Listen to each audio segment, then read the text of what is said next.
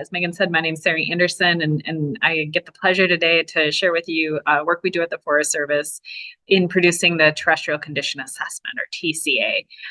It's not just me that does this. It is a team of folks. All of our current team members I have listed on the screen. We also have several emeritus members now and folks in retirement. The model's been around since about 2010, 2011, and we've been producing this key performance indicator for the agency for 4 years. And so I'm excited to share just a little bit about all this with you. And I might go a little over my 20 minutes. So Megan, if you need to throw something at me, by all means, go ahead. But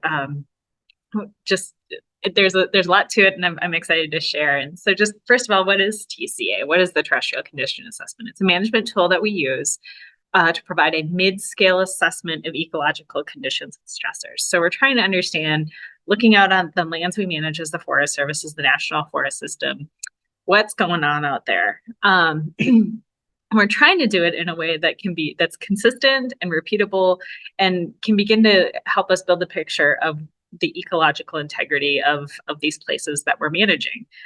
And initially, the main goal was to begin to identify potential terrestrial restoration opportunities in a nationally consistent way, and kind of from the national scale, so that we could kind of begin to compare, the apples to oranges to strawberries and pineapples that we'd get as regions where we report things in all sorts of different ways and all sorts of different summaries. And so that was kind of part of was to take a national approach to begin to look at things consistently. And more recently, as I alluded to, we've been able to leverage the model to estimate the ecological outcome of the management work that we're doing on NFS lands, and try to understand what does it mean when we report a lot of these different figures to Congress. And so that's kind of the first key word there, key performance indicator, or KPI. Forest Service, we have 9 of these, and this is one of them. The others are probably things you're somewhat familiar with, like hazardous fuels, timber volume, things like that. But this one is a little bit more geared to try to begin to move the agency towards thinking about the outcome of our work, not just how much, not just those outputs. And so the key KPI that TCA supports is to the percent of national forest system landscapes where management has occurred that are improved, maintained, or recovering. And last year, that was 30%. So that's it. That's all we do. No, getting to that one number that we reporting that KPI is just the last step in a pretty lengthy process that we go through every single year. And it all begins with data and acquiring data for the TCA model itself. And that is our bread and butter, is that we use data, and we're pulling it from lots of different sources that are nationally consistent, trying to use the best available. And also we try to use sources that are getting updated on a regular basis, that are currently being curated, and things along those lines. And of course, LANDFIRE data makes a huge part of what we do, and feeding the system that we have and supporting what we do. And that was what last year's talk was about. So go ahead and click on the link that Megan dropped in the chat and check that out for what we're using, where, and how. But this is to get more into that how piece, like where does this data pipeline go? So we're gathering it from all these different sources, and it's all sorts of different kinds of data, as we'll get into in a little bit, but it's coming in at different resolutions and different time steps. And so that's just a huge part of what we do throughout the course of the year, is keeping tabs on what's getting updated when, from where, how frequently, what changed, why did it change, all those different aspects. And at the end of the day, we obtain the data to support 30 different measures that form 12 different indicators of ecological condition. And don't worry, we'll get to those. But we take all these different data inputs. A lot of them are rasters, like 27, 28 out of I think the 30 different measures that we have. And those rasters that we put into the model, a lot of it's really complex. A lot of it is a lot of data. And so a lot of times what we're doing is we're taking an average, we're taking a mean, we're looking at how much occurs over a certain threshold. So we have our data sources, and we're pulling all this data from, and then we're also creating it into the input values that we're actually going to use in our model. And all of those data inputs we make available and the map services that are publicly available with the Forest Service on our RDW. And so I'll be able to share that link after we go along. So, all right, we've got our data. We've still got quite a few steps to go. And the big thing is about getting that data and attributing it to our analysis units. So we're going to dive into a little bit about that, because our analysis units are really about defining ecosystems. They are, ecosystems are complex. There's multiple factors that are driving what creates an ecosystem, what causes differences across ecosystems, and how to delineate ecosystems. What we're doing is we're looking at a lot of these different factors and determining and using them to actually map and delineate our ecosystems on National Forest Systems lands. And we do this in the Forest Service according to the National Hierarchical Framework of Ecological Units, which basically describes how to define these ecosystems and delineate them across different scales. And for the work we're doing, we're really honing in on this landscape scale, which is composed of land type associations, or LTAs. And landscape has come to mean a lot of different things in the Forest Service these days. But when I'm talking about landscape, I'm really talking about this scale here. It's the mid-level, if you're familiar with that terminology.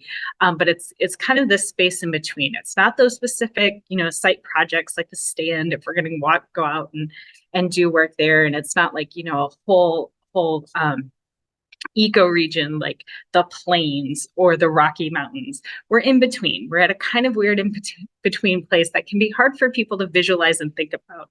I have a slide on it, but these units are about 10,000 acres in size. So it's, it's in between those two worlds. It's kind of like if we're on a ridgetop, that whole mountain valley or valley bottom we can see below. That's probably about 1 LTA.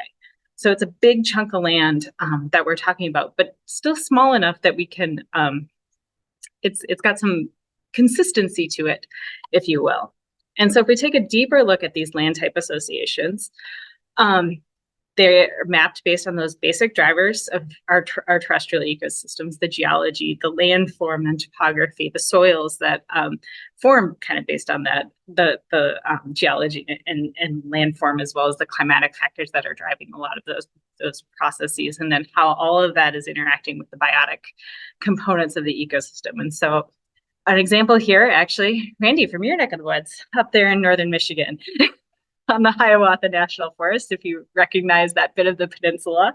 That was coincident, lucky coincidence, but it's a good example. We've had LTA mapping up there for a long time, which is really why I use this area as an example, because these units were mapped quite some time ago, kind of before LANDFIRE even, but you can see that even though as they were mapped on those basic kind of characteristics of the landscape, geology, landform, soils, climate, they capture a lot of different aspects represented in these LANDFIRE data sets, like the ecosystem potential represented by biophysical settings. It's capturing patterns within that. They're also capturing patterns in ecological processes, like here, mean fire return interval. We're really pulling out some of those frequent fire ecosystems seen in bright red. And then finally, capturing things that are a little bit more complex, like vegetation departure, that are, affected by more than just the ecology and the biophysical. It's also being affected by human influence. But it's capturing those patterns of a lot of the different kind of characteristics that we can see as we go out into the world. And so these are our ecosystems at kind of this landscape scale. And these are our units of analysis that we use for TCA. And we don't quite have these nice mapped LTAs all across the country, but where we have them, we use them. And then where we don't have them, we're currently using we took the biophysical settings layer from LANDFIRE and coarsened that into polygons that are comparable units and comparable in size. So we have about 18,000 analysis units across NFS lands across CONUS, another 1,500 or so in Alaska for NFS lands. They average about 12,000 acres in size, but they do range in size from about 2,000 acres up to about 35,000 acres. Because they are ecosystems, they're natural features. There's going to be variability in there. And we're currently doing some kind of really, really exciting work to remodel these places where we don't have mapped LTAs, where we're currently using our kind of first approximation with biophysical settings, to actually begin to do mapping based on a lot on those drivers that I was talking about with e-cognition. And so we're pretty excited about some of that work that we're undertaking. But maybe that's next year's talk. But anyway, so we have our 18,000 analysis units across the country. And so we have all those data layers I was talking about. And so we attribute those data layers to those analysis units. And what this does is it kind of helps bring everything to a comparable scale, to the LTA scale. So, some things that are really fine resolution, like a lot of LANDFIRE products at 30 meters, but also things that are really, really coarse, like climate data we use DayMet in Alaska at 1 kilometer, and then PRISM data, I believe, at 4 kilometers for the lower 48. And what we're trying to do by bringing this all to the LTA scale is we have to summarize it somehow. And so in a lot of instances, we're use the percent of our LTA or ecological landscape that fits the certain data. And so this map here is the percent of the LTA with an elevated insect and pathogen hazard. So this is coming from the Forest Health Protection here at the Forest Service, their National Insect and Disease Risk Map. Taking a look at that map, seeing how much of our analysis unit has that elevated risk above the threshold that the Forest Health Group recommended to us. I believe it's 25%. And then we map that then becomes the input value that we'll use in the model. And so, the way we summarize data differs from one data set to another. So a lot of them are this percent area. Some of them are just an average. So this is just the average amount of nitrogen deposition experienced by that LTA as modeled by the total deposition model produced by the National Atmospheric Deposition Program in conjunction with EPA. And they update that every single year, just about every year. And then we do have some data sets, some measures that we use that just don't apply everywhere. And this is a really good one. It's looking at productivity and how productivity has been grassland productivity is departed. Grassland productivity is kind of most important in grassland ecosystems. And so we have it filtered to those areas that are predominantly grasslands and are supposed to be grasslands. And so conversely, we also have some measures that apply only to forested ecosystems. And so, gotten all this data, we've gotten our analysis units and gotten the data attributed to them. Now we're getting ready to run the model. So what does that look like? Well, the Terrestrial Condition Assessment uses a modeling software called the Ecosystem Management Decision Support. It's a logic model software it's kind of the engine that drives our car, so to drives the TCA car. And the way it works is that you have all these data inputs, you aggregate them together, and it synthesizes that information together. And so part of how it synthesizes is that it's going to leverage thresholds, which are also called parameters by the EMDS system, that the user sets and defines. And so by using these thresholds, we set a value for very poor, and then we set another value for very good, and then the model can interpret between those two values. So for example, if we think back to that first map I showed of the percent of our analysis unit, or percent of our LTA that has elevated insect and disease hazard. Well, a higher percent with elevated hazard is going to be a lot worse than a lower percent with elevated hazard. And so by knowing that kind of information and setting those values using scientific literature, expert review, things along those lines, we can leverage that continuous scoring from that very poor value all the way to the very good value, so -1 to +1.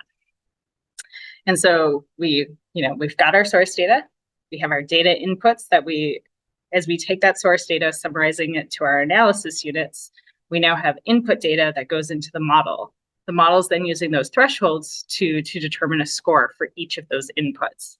And so we get, and then taking those measure-specific scores, bringing them together with logic operators to indicator scores, and then bringing all of the indicators together to give us an overall picture of what is the condition in this particular LTA, this particular ecosystem.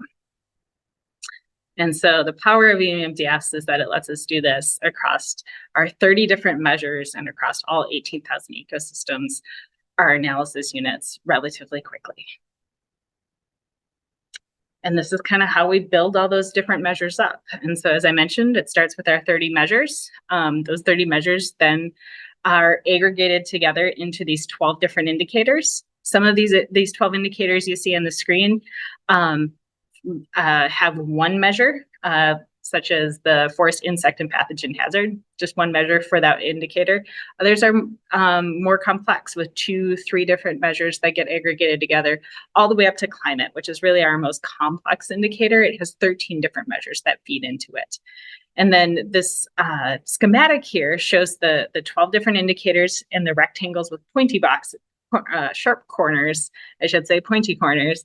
They get aggregated together into what EMDS calls criteria. That's our biotic and abiotic disturbance agents and stressors, as well as vegetative condition. We have 2 major criteria that are used to determine our overall score, which is, in the case of our model, terrestrial conditions. And so yeah, so updating all that, rerunning the model, and this is what it looks like as we ran the model in October of this year. So we acquire all the data throughout the course of the year. We're pulling it together to do the model run end of September, beginning of October every year, just as the fiscal year is ending. And the reason for that timing is you'll see, but we can see throughout the U.S. Most of our landscapes on national forest system lands are in the moderate to good condition in a lot of places, although there's a lot of variability. Certain regions are more impacted than others and have poorer ecological conditions and are more impacted by different stressors. You probably are familiar with a fair number of those narratives across the country. And then I also have a question, Sarah, really quick. Yeah. How long have y'all been doing this? Like, does this go back to 1980 or 1990, or how many years can we stack these? So we can stack these annual runs since 2020. Okay. That was the first year we started doing this annually. Before that, we have a version of the model. The first version of the model was produced around 2014, 2015, but that was actually a fairly different model. It was kind of the first swing. There's a publication I can provide a link to that really describes that and the thought process, and all of that we've kept very much the same, but we got a lot of feedback and learned about different models, different aspects that the first model was really missing, and so we made a lot of adjustments. We added, in particular, indicators related to grassland condition to better capture non-forested ecosystems on Forest Service lands. And then quite a few other smaller changes. And we're currently beginning to think about doing a refresh to the model as we have it. As you know, we've learned a lot in the first few years of doing this process annually. And we've got 4 years under our belt. Next year will be our 5th year. And as we proposed our process, we proposed what we called a 5-year refresh. We conveniently did not define exactly what that meant. And so we're taking some time now to think about, what do we need to keep this as cutting edge as we possibly can, and incorporating the best available science that we have available, and if there's and examining whether or not we need any bigger changes. So yeah, so we have 4 years of data available at this point in time that have been done more or less in this kind of structured way. Thanks, Megan. Yeah, and I do want to point out that we do the model also for Alaska. I've been focusing a lot on CONUS, and I'll continue to focus on CONUS, mostly because Alaska is unique. We could spend a lot of time talking about why Alaska is unique for a lot of different reasons. But the most relevant to TCA is that there's just really big differences in the availability and quality and refresh rate of data in Alaska compared to CONUS. And so we do treat it separately for that reason, or those reasons.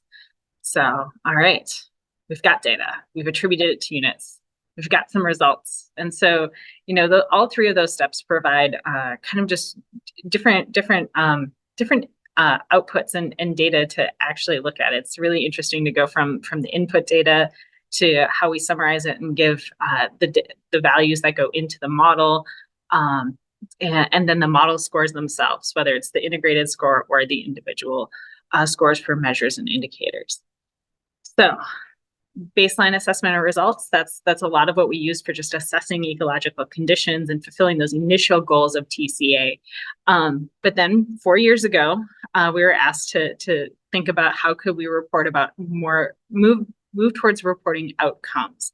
And that's where we really started to develop the key performance indicator. And what that required, the way we do that is by taking our baseline assessment run and then beginning to look at that in conjunction with the management activities that the Forest Service does. And so we've got to pull in some information about those activities. And we get that from FACTS.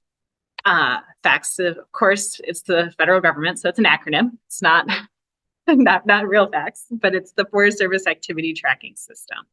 And there's over 500 different management activities that this system tracks across fire, range management and grazing, timber, silviculture, soil, threatened and endangered species, fisheries, restoration, and engineering. So there's a lot in this system. And of those 500 or so activities, some of those activity codes are no longer used, or they're used for very, very specific purposes. And so we've filtered those, consulted with a lot of different folks across the agency about, how are different activities used? What do they actually mean? What are they used for? And identified about 115 that actually are modifying and changing the vegetation, changing the ecosystem that's out there. And so we filtered down to those 115 activities, and we pull them from the FACTS Common Attribute Table, which is available online if folks are interested in what we're doing as an agency. And so we use those management activities from FACTS, and we make a couple of assumptions. So within our analysis units, our LTAs, we make the assumption that the management activity is located in conjunction with where that ecological need is that the activity addresses.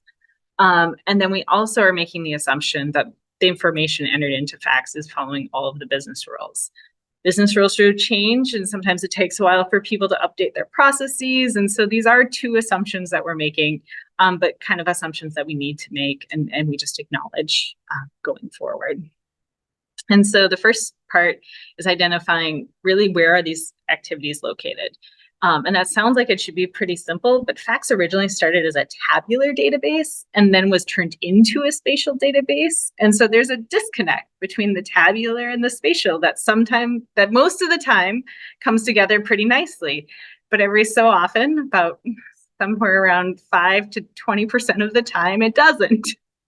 And so it actually is kind of a big hurdle to identify and locate these management activities on landscape, and having a process that does so.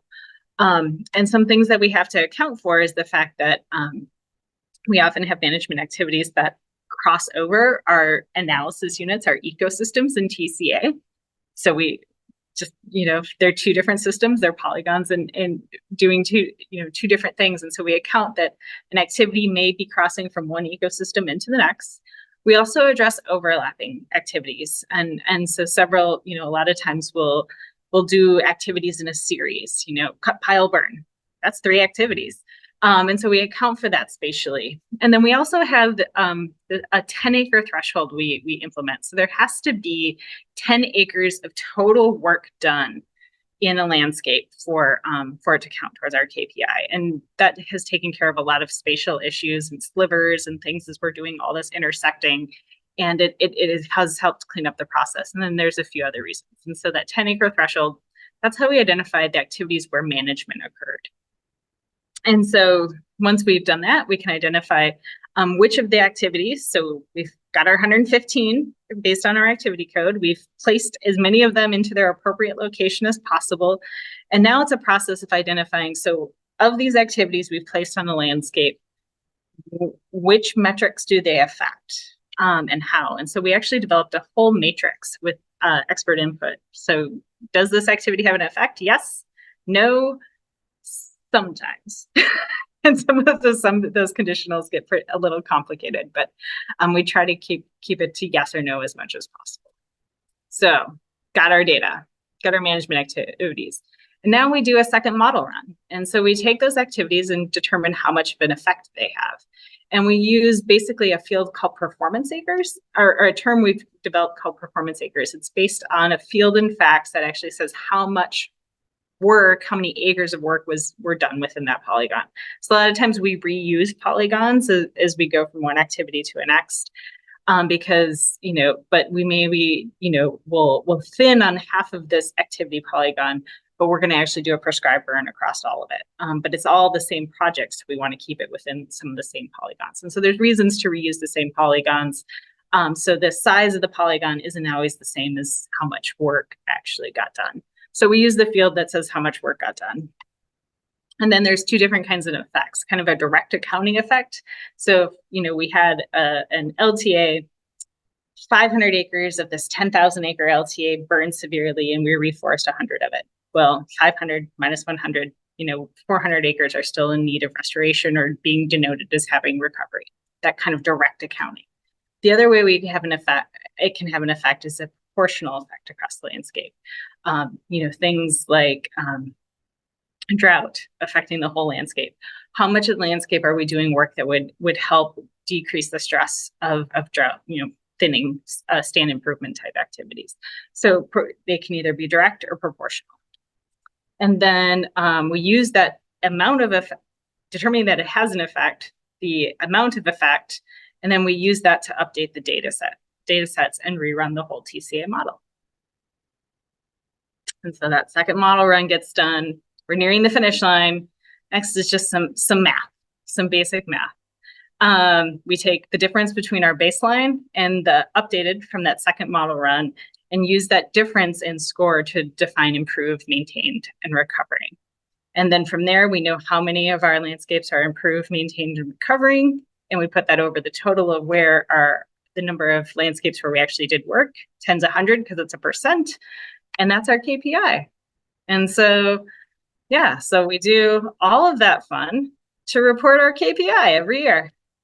And this past year, as I mentioned, it's spatial. We have values for every single LTA, every single landscape ecosystem that we're using. We know how many were improved, maintained, recovering, how many didn't have an effect that we could detect, and then how many we also were just management did not occur. But at the end of the day, they want a number, one number, 30% for fiscal year 2023. And that's where that came from. And so, it's this process that we walk through step by step, but for us, it really is an annual cycle. And so we begin all over again. And that's why it's exciting to see all the updates from LANDFIRE and from the other sources. And we'll keep archiving those away until we kick things off again at the end of the fiscal year. So with that, we've got some resources to share with more information, and glad to take questions or let the conversation drift to where people's needs are. So we have, I put the members of our core team, and we have about 10 to 12 core team members that are, constantly resources, connecting, feeding into our weekly conversations about, thinking about different indicators, examining different data sets, analyzing the data we're creating. And a good number of them are contractors that we work with, as well as Forest Service staff from across different regions and different levels of the agency and the different branches that we have. Okay. And I noticed the middle part of the country is kind of lacking the so can you explain why that is, or is it just? Yeah, I forgot to mention it. So that's a good catch, Megan. We are currently only modeling national forest system lands. And so when TCA was started back in 2010, 2011, we were given very clear direction to stay within the green line. So that being said, we've done a lot of work, especially as we were updating from version 1 to version 2 of the model, to incorporate to really focus in on data sets and source data that has a national extent. And so we've leveraged that to be able to do some work modeling off Forest Service lands in the context of shared stewardship and some cross-boundary projects. But we are a little nervous about modeling places where we aren't, it's not ours. Right. That makes sense. And so that being said, the capability is there, but and the source data is there, but we just tend not to go there at this point in time. It seemed like James and Inga had some interest in connecting and dealing with facts data. James, if you feel like expanding on that, feel free. If not, no worries. You too, Inga. But it seems like there's some folks that might be wanting to connect with you on that. Yeah. Yeah, just to follow up, I just wanted to kind of let folks know that we've sort of been in this long process at LANDFIRE to really understand, you know, what it is we're mapping from facts, and not only facts, but NIFPORs and all of the other national systems of record, to make sure that kind of that lookup table that was created at the beginning of when we started using those data sets is still valid and relevant now. And there are some changes that we would like to make. And so I'm just interested in comparing notes on some of those changes, because it sounds like you guys did a pretty thorough kind of like figuring out what was what in terms of when vegetation is actually getting modified. Yeah, we did a lot of work with the activities, and then the other element that we really took into account was when are we sort of saying we're done addressing this need, and that came in especially with like the hazardous fuels treatments, because we do a lot of modification, but in a lot of instances we may not address fuels risk until we complete that series. And so we do account for that, and that's where some of those conditional statements come in about and leveraging information on just how facts tracks where you are in those series.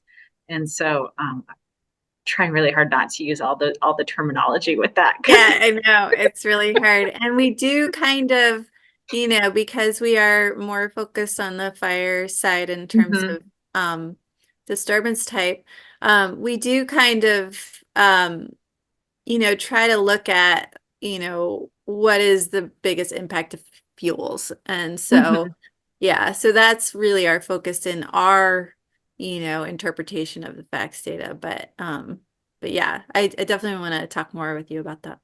Yeah, I would love to, Inga. Please shoot me an email. I just put a poll up on the screen, so if before you leave, please go ahead and take the poll, and if it's in your way, minimize it, that's fine, but before you leave, please take it. Jim, did you have a question? I did, and first of all, thanks, Sarah. Amazing stuff.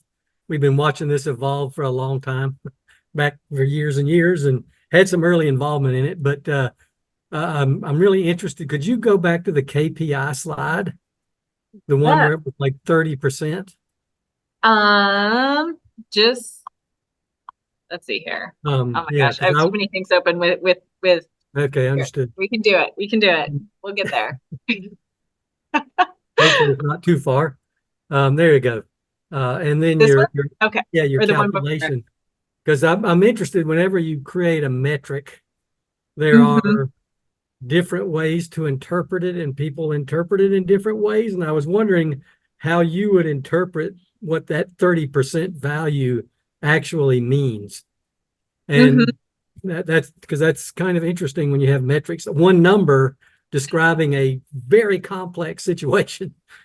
Yeah, our preferred measure was, and actually, if I back up just a little bit further, this is the part where we were really starting to get into it, and really understanding, because improved is we're seeing a bigger change on the landscape. We're having a bigger effect. Maintained and recovering, we're having a smaller effect. Maintained is for for our LTAs that are in good and very good conditions. So we want to maintain those conditions, and we know that in a lot of places that takes active management. And then recovering is for those landscapes that they're not in good shape. We definitely, they need that investment. They need assistance. So we've gone astray in one way or another. And we were really fascinated in the number of units, the number where we're doing work, the number where we're not doing work. And then also, how does it look as so much of the work we do takes time. So you can only do a little bit in any given year. So looking at the cumulative effect, as well as where we had all these, we have, all these different ways we can slice and dice what we have created and look at it in really different ways. And of course, when we took all that to our strategic planning people who are put together the budget justification and all those things, they were like, that's nice. Can we get one number? How about one number? Yeah. And so after been much consternation. So the follow-up, because this is a more interesting set of numbers than the single value. I totally agree. I agree. So, does this help? I mean, could this be used as a prioritization by somebody somewhere to say we really need to think about these recovering landscapes or something like that? I see this as more of the accountability piece and almost more of the input values that we use in the baseline assessment as informing that prioritization. So as you're looking at what are you needing to do on the landscape, and what we find is that, the vast majority of places we go, people know what needs to be done. And the baseline assessment results really help show that at a broader scale. So it's not just within the stand, but as we look at this landscape that we're in, why do we need stand improvement here? Why do we need hazardous fuels work here? And it's like, well, you have fire risk and insect and disease risk, or, there's a lot of climate stress going on right here. Or, it's really obvious. There was a huge fire that was uncharacteristically severe and majorly expansive. And, we need to reforest, we need to revegetate. And the way the assessment results bring that all together, you can see places that have been really, really hammered. And, do we have to make a call to be thinking about, with the resources we have, do we need to, can we restore? Do we need to maintain? Can we do both? And, and then that takes other information to make those calls, but you can see it ecologically, at least across the landscape. And so, and then this information kind of comes in on so does that align? Yeah. Are we improving, where are we improving and how, and in which ways, and how much can we really move the needle? And most of the time, it takes a long time to move the needle. It takes that investment, and that's and showing that how that landscape level work takes that investment is really what we have the capability to do with the framework we've created. Well, thanks, Sarah. Appreciate it. Yeah, thanks, Jim. And you're welcome to have more input as we go forward. Go ahead, Corey. Thanks so much, Sarah. This is really fascinating work. The Nature Conservancy is interested in also looking at, how well we're achieving management objectives. And I'm kind of just sort of on the periphery of that work, but two things that I hear about that I'm wondering if you guys have tackled in your work is folks are talking about scope of benefit. So maybe you do a shaded fuel break, but it has a larger scope beyond that small linear patch that's actually treated. So that's one thing, scope of benefit. And then the other thing that I have come across is treatment sufficiency. So, are you really achieving an ecological benefit with your treatment? Or, it could be a non-ecological, it depends on the objective of the treatment, right? But are you meeting that objective sufficiently? So I'm wondering if your group has thoughts on those, or if you're starting to tackle those kinds of questions. Yeah, and yeah, especially that second one is something that I think we all continue to wrestle with. And this is this is really a first step of looking towards the ecological benefit. And so it's also trying to recognize that not all the work we're doing is always, the ecology is not always the reason. It's not, a lot of times it's the reason, a lot of times it's the primary reason, but not always. And so, can we even be having an ecological effect in these landscapes is something that we're beginning to be able to answer in this question. As far as, kind of that sort of the quality of effect or the extent of the effect and those types of things, we're not quite that nuanced yet.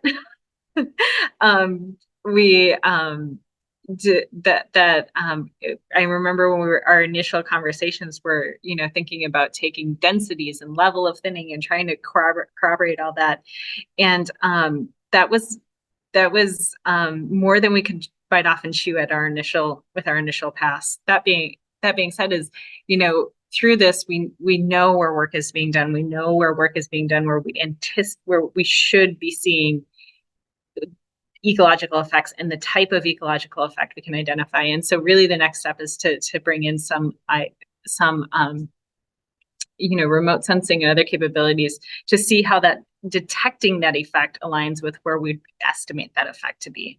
And so building on that. And so this framework really gives us an ability to scope into that kind of analysis in more ways, much more efficiently than we could otherwise. And that's what I would like to do, but I have limited budget and money and staff and time, and so we haven't gotten that far yet, but it'd be fun to think about some of these questions with you. Yeah, well, it's like you're always pushing the limit. You guys have taken this giant step forward, and now there's like a series of new questions that you could tackle because you've come so far. So anyway, I just appreciate you sharing it. Thanks. Yeah, thank you. I have a little follow-up to your last statement. Just making sure that you're aware of LANDFIRE annual disturbance rasters. So we have remote sensing estimates of severity in that layer. And it's attributed with disturbance type as well. So, and a lot of it comes straight from facts. So just want to make sure that you check that one out too. Yeah, it would be really interesting to bring together all three of those together, and it's just something we haven't gotten to yet. Where we have our input data, we have our assessment of conditions, we have the estimated amount of change and the actual amount of change. We've played around some with that disturbance layer, not very quantitatively by any stretch, as well as with the LCMS, the Land Change Monitoring System that GTEC has. Geospatial Technology and Application Center, for those not in the Forest Service, sorry. The alphabet soup, it's hard to escape. Yeah, Inga, it would be good to brainstorm more about that in a more structured way that would be easier to share. Sarah, hi, Randy here. Hey, Randy. Hey, great stuff. I was thinking about the next phase for managers, say on the Hiawatha, right? They get your results and they're like, cool, we want to drill down. And I was getting excited thinking about the sort of the treatment by impact matrix that you've developed. Yeah. Right. So I was imagining someone could take SynchroSim, the modeling software we use, and do a little math and do a little modeling and, start gaming out different management scenarios to change their KPI if they had your math and they wanted to work through that. And I think that the matrix you all have developed would just really empower managers to do that current modeling in SynchroSim or wherever the modeling software they want to use. But anyways, I was super excited about that and wanted to comment, and we'll reach out to you about that at some point. Yeah. I wondered if you had if you had heard of people doing, what do people do next once they get your results? And so currently our results mostly go to SPVA And then they go into a budget justification, which is hence the one number.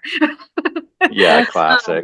What's the acronym SPVA? Oh, sorry. Thank you. Strategic planning, budget, and accountability.